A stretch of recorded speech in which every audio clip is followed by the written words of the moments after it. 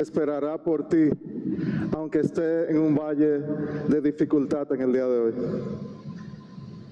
Y si es el caso tuyo hoy, donde hay tantas cosas sucediendo en tu vida, quiero que vengas ahora con la actitud de escuchar la voz de Dios a través de su palabra. Escuchar lo que Dios tiene preparado para nosotros hoy mientras escuchamos su voz. Mi nombre es Luis, sirvo como uno de los pastores aquí en la iglesia.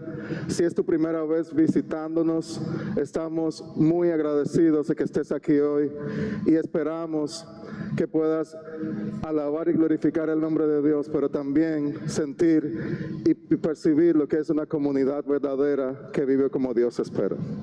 Así que pueden abrir sus Biblias en el Primera de Pedro, capítulo 5. Primera de Pedro, capítulo 5. Y hoy es un momento agridulce porque se termina la serie de Primera de Pedro.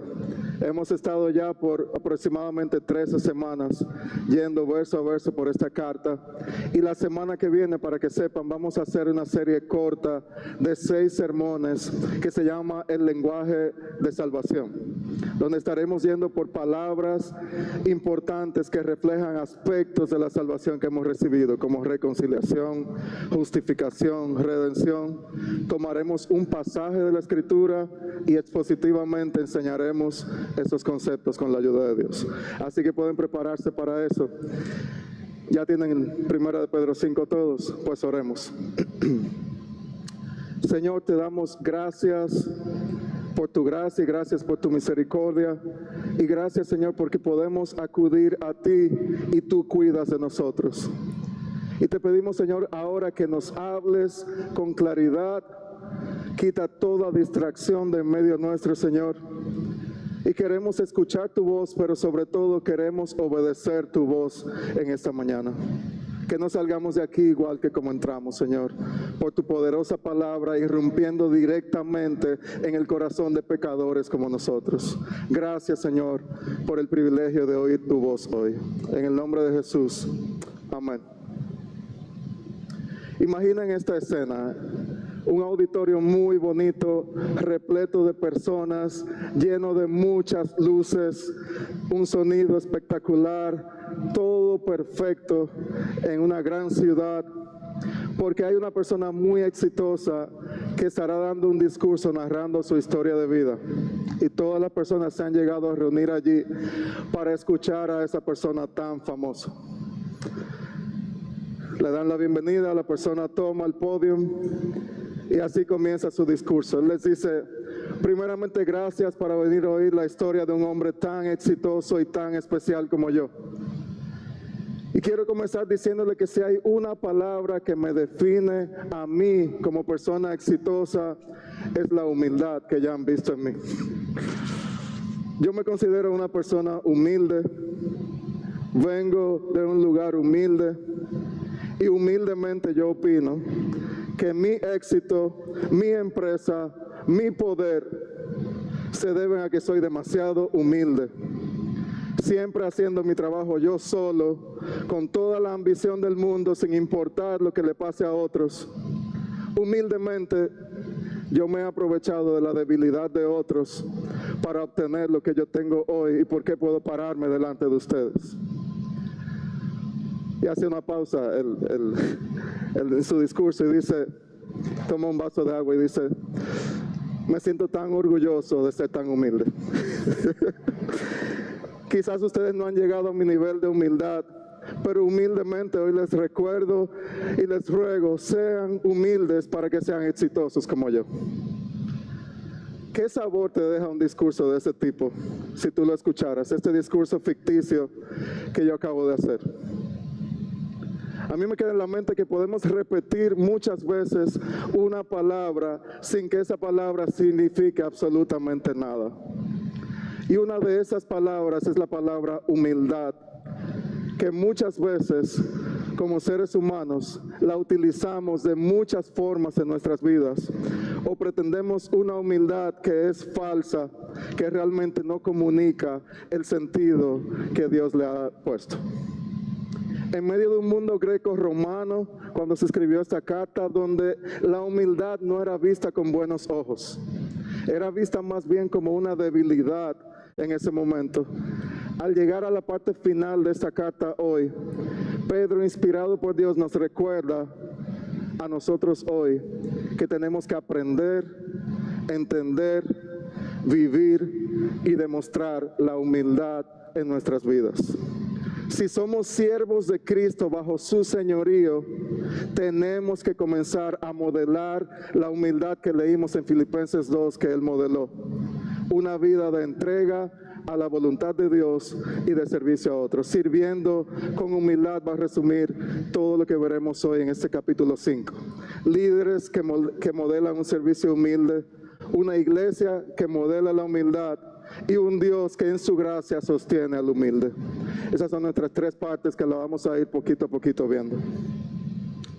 Gran parte del contenido de la carta, como ya hemos visto, ha sido dirigir la mirada de creyentes que se encontraban exiliados en lugares difíciles, apuntándonos a la realidad de que ahora que hemos recibido esta esperanza viva, que decía el capítulo 1, basado en la palabra viva, vivimos en una santidad, en una nueva vida, en la cual Él se ha pasado las últimas semanas, los últimos capítulos, dándonos la idea de que incluso tenemos que sufrir por hacer el bien, y como vimos la semana pasada, incluso comenzando por la casa de Dios en ese fuego de prueba.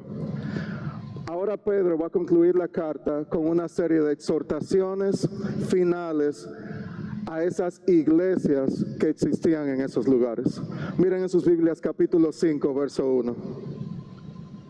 Por tanto, a los ancianos entre ustedes exhorto yo, anciano como ellos, y testigo de los padecimientos de Cristo, y también participante de la gloria que ha de ser revelada, pastoreen el rebaño de Dios entre ustedes, velando por él, no por obligación, sino voluntariamente como quiere Dios, no por la avaricia del dinero, sino con sincero deseo. Verso 3, tampoco como teniendo señorío sobre los que han sido confiados, sino demostrando ser ejemplos del rebaño.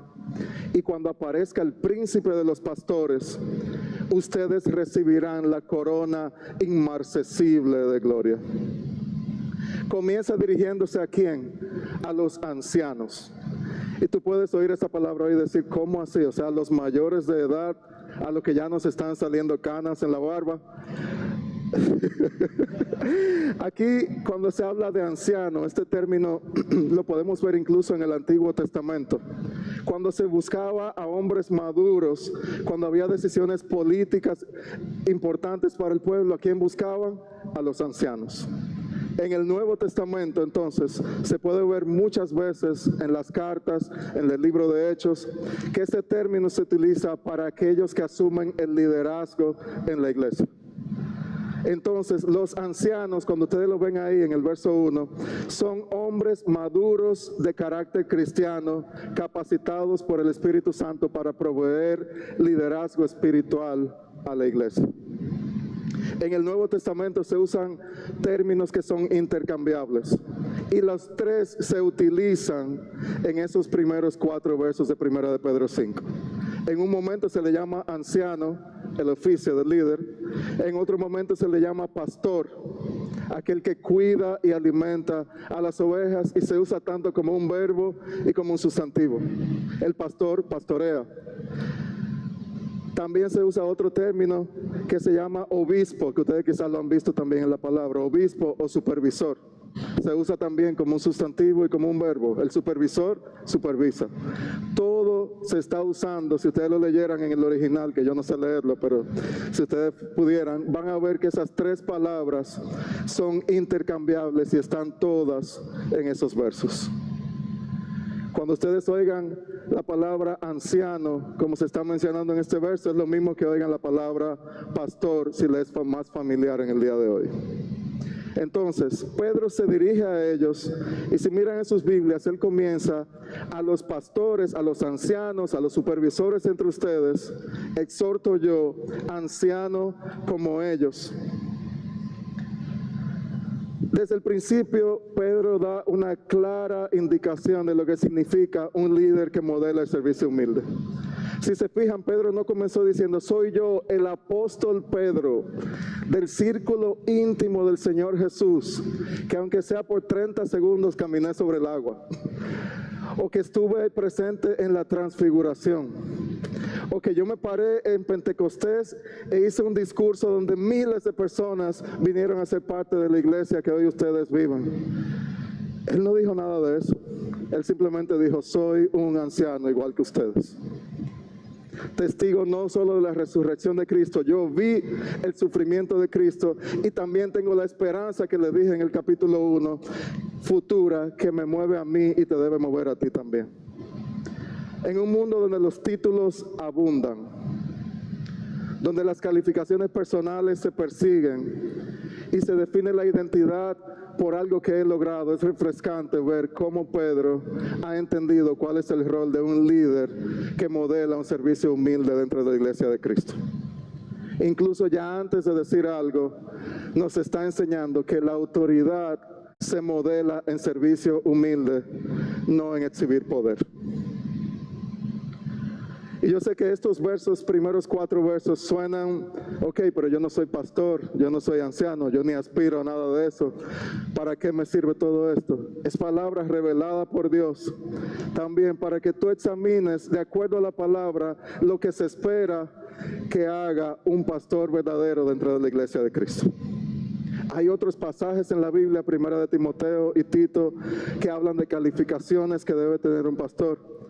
Pero aquí Pedro se concentra bien en cómo se refleja ese carácter de un pastor en medio del liderazgo de su iglesia. ¿Y cuál es la exhortación que él da primero? Pastoreen, verso 2, pastoreen el rebaño de Dios entre ustedes. ¿De quién es el rebaño? De Dios. ¿Vieron cómo se va humillando a la persona que viene aquí con otra idea en su mente? El rebaño es de Dios. Hubo un momento en que el Jesús resucitado tiene una conversación con el Pedro que escribe hoy. Y en Juan 21 se nos presenta esa conversación y Jesús le decía, Pedro, ¿me amas? Le decía, Señor, yo te quiero. Pues apacienta mis ovejas. Pedro, ¿me amas? Sí, Señor. Pues pastorea mis ovejas. Se lo repitió 3 veces la misma idea, apacienta, pastorea, cuida mis ovejas. Y ese es el gran llamado que se presenta aquí para todo aquel que está ejerciendo este rol o que aspira a ejercer este rol. La labor principal, pastorear ovejas. Y esa imagen de oveja es presentada muchas veces en la Escritura. Como decía David en el Salmo 23, Jehová es mi pastor. Si Jehová es mi pastor, yo soy una oveja.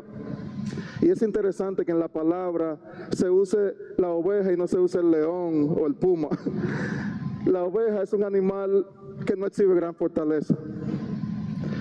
Necesitan de un pastor porque en general son torpes, sin sentido de dirección e indefensas. Y esta es la gran imagen que Dios nos presenta con esto. Somos ovejas que necesitamos un pastor. Dice Isaías 53, porque todos nosotros andamos como ovejas que nos hemos descarriado, nos hemos salido del lugar que necesitábamos. Y qué interesante que el gran pastor utiliza instrumentos humanos imperfectos como pastores para que lideren su grey. Qué gran responsabilidad, qué gran privilegio. Pero yo me puse a pensar, ok, yo me crié en el Caribe, donde lo más que yo vi fueron gallinas y perros en la calle. Y yo me puse a pensar, pero ¿qué es lo que hace un pastor de ovejas? Yo nunca vi uno, yo nunca estuve en un campo. Y me fui a mi misión de internet y decir, ok, inteligencia artificial, ¿qué es lo que hace un pastor? La principal responsabilidad de un pastor, físicamente hablando, de ovejas físicas, es la seguridad y el bienestar del rebaño. Tiene que saber un poco de medicina para curar heridas leves. Hay otra que hay que llevarlo a otro lugar. Pero el pastor llevará a los animales, estará atento a las plantas venenosas alrededor, vigilará constantemente por si vienen depredadores como lobos y pumas. Las jornadas laborales, dice, son extremadamente largas y llenas de movimiento constante. Climas fríos. En esos días, los días parecen larguísimos o los días de calor. Además, decía que tienen que cuidar cientos y a veces hasta 1000 ovejas, un solo pastor. Y decía ese artículo, concluyendo, que además de cuidar muchas ovejas, este puede ser un trabajo sucio y solitario. Así concluía ese artículo, sucio y solitario. Quizás hoy vemos el ministerio pastoral como algo especial, donde mi carisma, mis dones son vistos en una plataforma muy alta, celebrados en grandes auditorios. Pero la imagen que nos presenta la palabra es de un pastor de ovejas sucio y maloliente, que al mismo tiempo ama, conoce y guía a sus ovejas. Es un trabajo encomendado por Dios que requiere esfuerzo, requiere ensuciarse la ropa, requiere oler a ovejas y requiere que atendamos a las ovejas en el lugar en que están, que las veamos como personas que necesitan la guía de Cristo y no como proyectos o un número más que tenemos que poner en un libro. Eso es lo que nos va presentando la palabra, aún viendo lo que hace un pastor de ovejas hoy. Pero ¿cómo debe hacer ese trabajo? Pedro da tres negativas. Y la primera es, ahí lo pueden ver en sus Biblias, en el verso 2. No por obligación, sino voluntariamente. No por obligación, sino voluntariamente. Entrar al lodo, tú sabiendo que está el lodo ahí, queriendo hacerlo, no es lo mismo que hacerlo de mala gana. Es la idea que él va presentando. Este es un trabajo que necesita ser hecho de buena gana y no por obligación, como cuando uno manda a sus hijos a hacer una labor que no quieren hacer y la hacen a regañadientes y van quejándose la mitad del camino antes de hacerla. No es hacer el trabajo porque alguien tiene que hacerlo, sino hacerlo porque el pastor ha decidido de forma voluntaria y libre, como un llamado interno de Dios, hacer esta labor. Dios hace el llamado y también da la capacidad y requiere de pastores dispuestos. ¿Qué dice él también? No por obligación, sino dice no por la avaricia del dinero, no por amor al dinero, sino con un deseo genuino de servir. No estamos diciendo aquí que el pastor no puede ser sustentado por la iglesia local. Es algo que la misma palabra lo promueve. Sí, es bueno. Pero lo que está indicando aquí que la motivación de aquel que está ejerciendo este rol no debe ser guiada por el amor a lo material. Debe ser guiada por un amor a servir y guiar ovejas. O es servimos a Dios o nos servimos a nosotros. Y lamento decirlo, porque yo sé que en momentos como este, quizás tú estás pensando en experiencias que tú has vivido, o que has visto o te han contado, donde muchas veces el trabajo pastoral se hace para el bolsillo y no para la gloria de Dios. Y si ustedes me van conociendo un poco, van a notar que uno de los momentos donde yo soy más enérgico es en este punto. Porque cuando tú lees la palabra de Dios, cuando tú ves el llamado tan glorioso y especial, y como seres humanos caídos, yo sé que todos tenemos esta tentación, no estoy pintando que yo no puedo hacerlo ni nada de eso, es simplemente la idea de tomar algo tan glorioso y usarlo para beneficio personal, no es bíblico. Si tú has vivido ese ejemplo, no era bueno, no es lo que Dios quiere, no es lo que Dios espera de un pastor.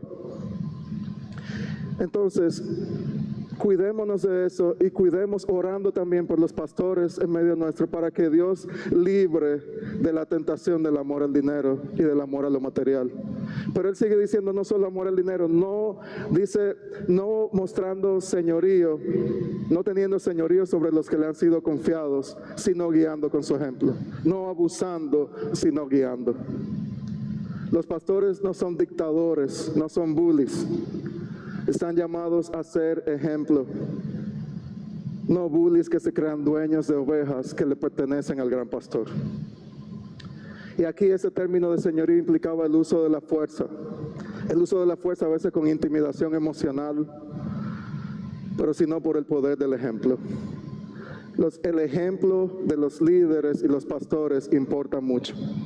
Saben que leí también, había un grupo de ovejas en Turquía, aproximadamente 400 y pico de ovejas. En ese momento el pastor no estaba liderando con el ejemplo. ¿Saben qué pasó? Había un precipicio. La primera oveja cayó y 449 otras ovejas siguieron y murieron ese día. todas porque siguen el ejemplo de otra persona. Y él le dice ahí, en esta parte, tampoco como teniendo señorío, verso 4, y cuando aparezca el príncipe de los pastores, recibirán la corona inmarcesible de gloria. De nuevo Pedro sigue apuntando, pastores, pastoreen, sí. Pero pastores, recuerden que las ovejas no son suyas, que hay un gran pastor y que ese gran pastor, si tú haces tu trabajo con fidelidad, un día el sufrimiento actual y el sucio actual será cambiado por una gloria especial. Y esa es la esperanza que tiene el que sirve en este ministerio, pero también todo hijo de Dios. Y resumiendo ese primer punto, podemos ver aquí, como en la pantalla, líderes que modelan servicios, recuerdan de nuevo, las ovejas no son suyas y hacen su trabajo con disposición, con la motivación correcta, guiando con su ejemplo. Pero sigue el verso 5 ahora. Sigue Pedro aquí en esas exhortaciones finales. Dice, asimismo ustedes los más jóvenes estén sujetos a los mayores y todos revístanse de humildad en su trato mutuo, porque Dios resiste a los soberbios, pero da gracia a los humildes. Humíllense pues bajo la poderosa mano de Dios, para que Él los exalte a su debido tiempo, echando toda su ansiedad sobre Él, porque Él tiene cuidado de ustedes. Líderes modelan servicio, una iglesia que modela humildad. Y aquí Pedro se dirige a los más jóvenes. No sabemos exactamente por qué se dirigió a ese grupo, pero podría ser porque era un grupo que quizás necesitaba en el momento de su vida recordar la importancia de aceptar la autoridad de personas mayores o de la misma autoridad de los ancianos de su iglesia. Entonces, en esa segunda parte del verso, él no solo dice a los más jóvenes, dice, y todos revístanse de humildad. Ya sean líderes, jóvenes, ancianos, revístanse de humildad en la forma en que se relacionan los unos con los otros. Pedro no para el tema de cómo nos estamos relacionando unos con otros, y aún en la parte final de la carta lo hace. La idea aquí es pónganse un delantal, como Carlos le regaló un delantal a Luis de cumpleaños para él cocinar, y le encanta, ¿verdad? Pero aquí la idea del original es esa, pónganse un delantal como el que te pones para cocinar, amárratelo aquí, que diga aquí humildad. Que tú seas reconocido por alguien que promueve la humildad. De la misma forma que Jesús vistió ese delantal de humildad cuando le lavó los pies sucios a sus discípulos. Entonces, la humildad no es decir como el discurso ficticio que humilde soy. Implica la actitud de poner a otros primero. Como leímos en Filipenses 2, no hagan nada por egoísmo o por vanagloria, sino que con actitud humilde, cada uno considere al otro como más importante que a sí mismo. En ese verso 5, Pedro decía algo importante. Él citaba aquí a Proverbios 3. Él dice, Dios resiste a los soberbios, pero da gracia a los humildes. Dios resiste al orgulloso. Si ustedes van a oír el lenguaje enérgico en la escritura de parte de Dios, es contra el orgullo. Decía C.S. Lewis que el orgullo es la madre de todos los pecados. Él decía, fue a través del orgullo que el demonio se convirtió en demonio. El orgullo conduce a todos los demás vicios, decía C.S. Lewis. Es un estado mental completamente anti-Dios. Entonces el verso 6 nos enseña que luego de ser humildes en nuestra relación con otros, ¿qué nos dice el verso 6? Humíllense pues bajo la poderosa mano de Dios para que los exalte en su debido tiempo. Aún en medio de la prueba de dificultad, la humildad se modela humillándonos delante de Dios. Él les recordaba que en medio de esa dificultad, y la tuya hoy, la mejor respuesta es aceptar el designio de Dios para nuestras vidas, cumpliendo su voluntad en humildad. Esa humildad de humillarnos bajo la poderosa mano de Dios. Aquí Pedro estaba pensando en todo lo que Dios ha hecho en el Antiguo Testamento, cómo bajo su mano poderosa libró a un pueblo de la esclavitud. Bajo su mano poderosa hizo esa obra maravillosa en la cruz del Calvario, en la resurrección. Entonces, cuando nos humillamos delante de Dios, es entender que en su soberanía Él tiene el control de todo, que su voluntad para mi vida es perfecta y mis deseos no lo son, aun cuando yo no lo entiendo. Pero dice ese verso también 6, para que Él los exalte a su debido tiempo. Hay esperanza. Hay esperanza para nosotros que hemos estado oyendo esta carta por todas estas semanas, que estamos lidiando con dificultades. Dice a su debido tiempo. No sabemos si en esta vida o en la venidera Él promete levantarnos con honor. Ya sabemos que la victoria ha sido lograda y ahora nos humillamos con paciencia y humildad para que Él decida actuar de la forma que Él quiera en mi vida. Y eso se ve de muchas formas. Se ve abandonando planes que no le agradan. Se ve cediendo en relaciones donde tengo que ceder. Se ve haciendo la voluntad de Dios, aunque parezca contracultural y al revés a todo lo que me están diciendo.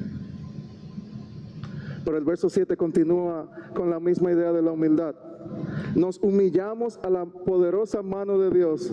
Y ¿saben qué dice Pedro? Uno de mis versos favoritos. Echando toda tu ansiedad sobre Él, porque Él tiene cuidado de ustedes. Pero cuando estaba preparándome y meditando en esos versos, como me di cuenta de algo. Ok, pero yo he hecho mi ansiedad sobre Él cuando me he humillado a su voluntad. Yo muchas veces lo había visto bien suelto el verso, bien por sí solo. Pero aquí te está mandando el Señor, diciéndote, echa toda tu ansiedad, echa toda tu preocupación, echa todos esos planes hechos a tu manera, echa toda esa forma de ver la vida y esa cosmovisión amoldada al mundo. Y ahora echa toda esa preocupación, esa ansiedad que indicaba ahí, todo lo que divide tu mente, ponlo de una sola forma y échala delante de los pies del Señor. Aquí le estaba citando el Salmo 55:22, que dice, echa sobre el Señor tu carga, Salmo 55, y Él te sustentará. Él nunca permitirá que el justo sea sacudido.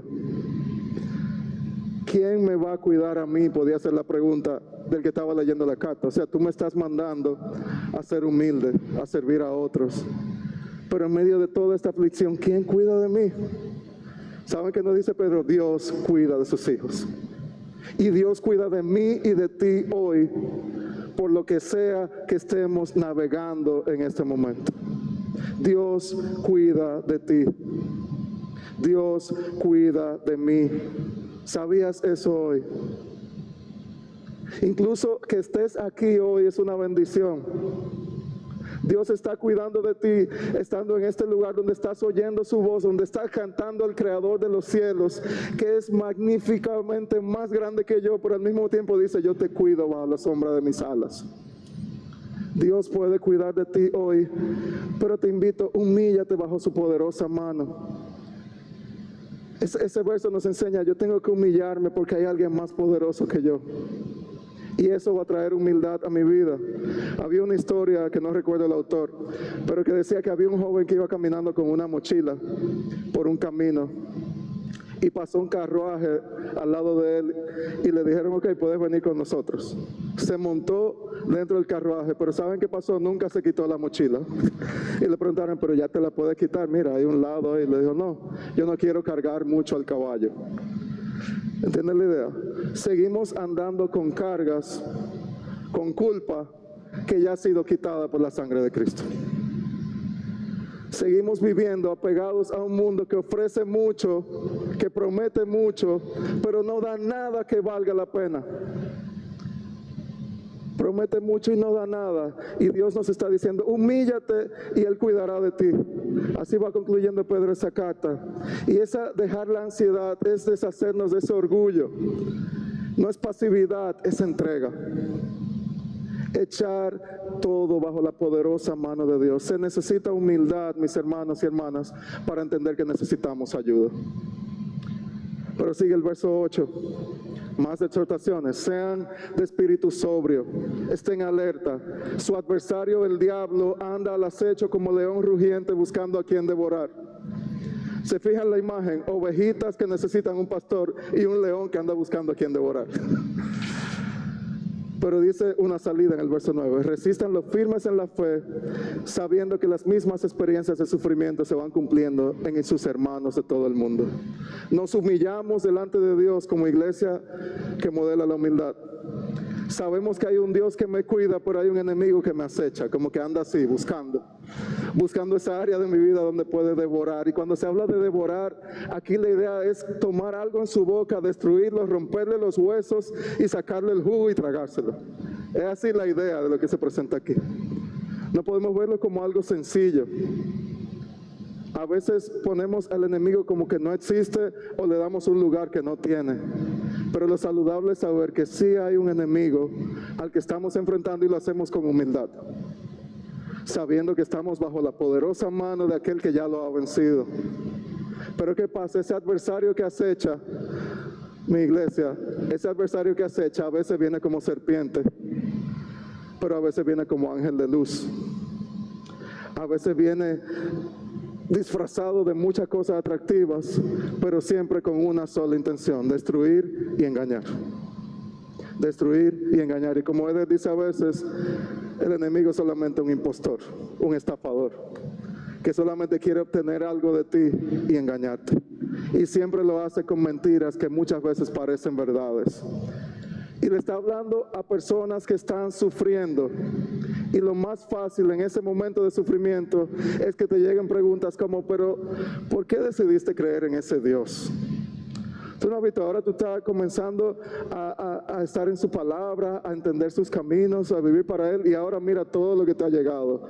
¿Valdrá la pena eso? Era mejor antes.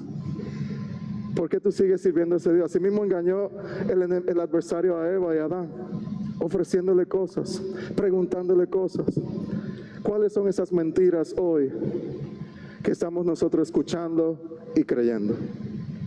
Contrarrestamos eso con la verdad de Dios, y por eso Pedro dice: estén otra vez sobrios, lo ha dicho muchas veces en la carta, con la mente clara, pero también estén alerta, vigilantes y despiertos.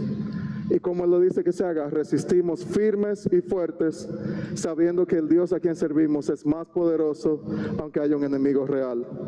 No le vamos a asignar un poder que no tiene, porque ya ha sido vencido. Y también una parte final que Él presenta ahí en ese verso 9. Él dice, sabiendo que las mismas experiencias las están viviendo otras personas.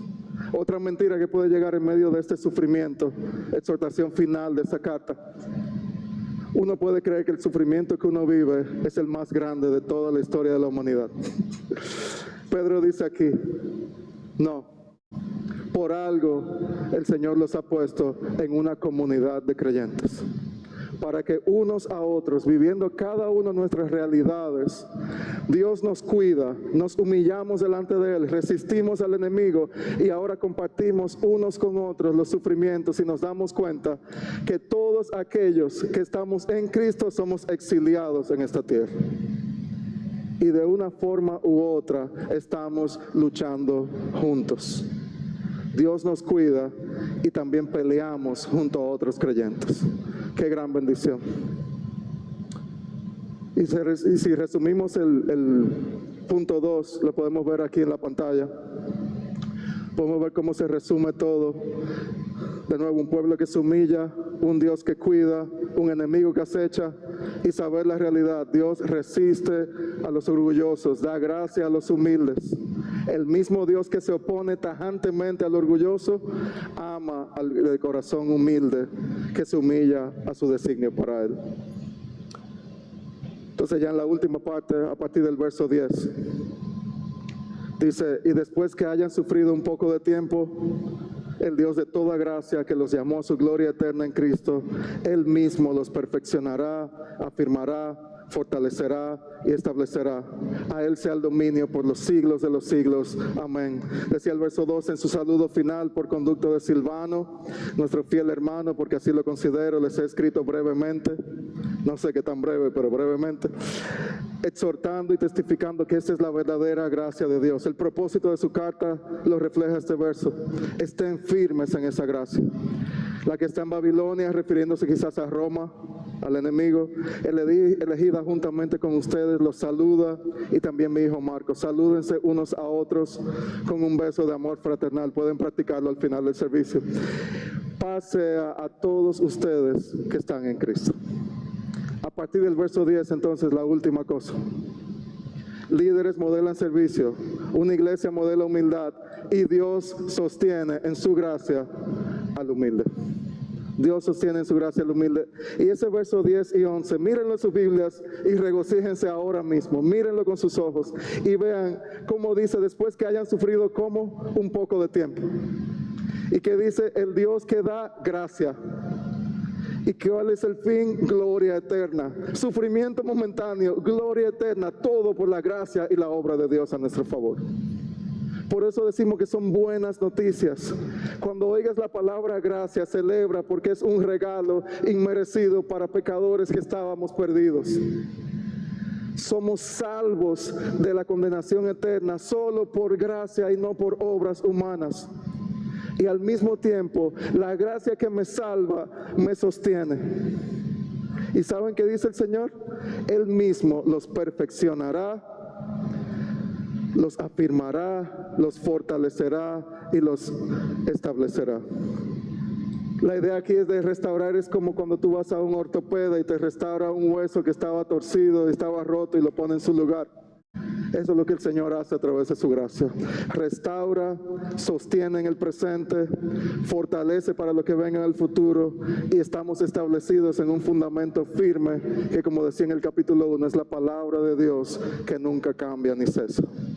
Y pueden ver en esa imagen un resumen de todo lo que se puede ver en estos últimos versos. Si podemos verlo en la pantalla. No sé si se puede leer mucho, pero es humillarnos ante el poder de Dios. Entregamos nuestra ansiedad y preocupación, alertas y resistiendo los ataques del enemigo. Dios en su gracia nos restaura, sostiene, fortalece y afirma, y al final glorificamos el nombre de Dios. Si se fijan en el verso 11, Pedro como que paró y soltó el lápiz. Ahí dijo, a Él sea el dominio por los siglos de los siglos. Amén. Él no podía concluir esa carta sin decir, esto es muy grande. Esta gracia que me libró en el pasado, si he sido salvo, es la gracia que me sostiene en el presente y es la gracia que me da esperanza futura. Y esa es la verdad de este evangelio que ha sido predicado. Entonces, nuestra gran idea final: servimos con humildad a Cristo, el gran pastor que nos cuida con su gracia. Que eso sea una realidad en tu vida, que como dijo Pedro, les he escrito para que conozcan la verdadera gracia de Dios y sean firmes en ella. Comenzó en el capítulo 1 diciendo la paz sea multiplicada, y en el último capítulo diciendo la paz sea con ustedes. Y solamente es posible cuando servimos con humildad al Dios que nos da una gracia inmerecida.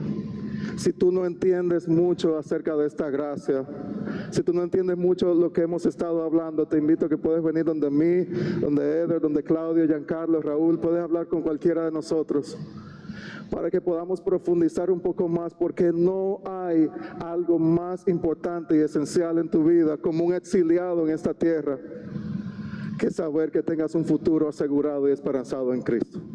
Si no estás en Cristo, estás perdido hoy. Por eso te clamo con todo mi corazón, acude hoy, humíllate bajo la poderosa mano de Dios, porque ni tú ni yo somos poderosos para salvarnos y cuidarnos a nosotros mismos. Oremos. Gracias, Señor, te doy por tu palabra, porque es viva y eficaz y es de gran ánimo. Te doy gracias, Señor, porque sé que tengo hermanos y hermanas que están sufriendo también, pero lo hacemos juntos, sostenidos por tu gracia. Y te pido, Señor, que nos permitas vivir con humildad cada día, no alabándonos a nosotros mismos, sino entregándote a ti la gloria y la honra, Señor. Y al mismo tiempo que practiquemos esta semana esa idea de servir a otros primero que a nosotros. Gracias, Señor, por tu palabra, y que podamos hoy decir con fe, con convicción, con seguridad: Dios cuida de mí. Que sea la realidad de cada uno de nosotros hoy por toda la eternidad. En el nombre de Jesús, amén.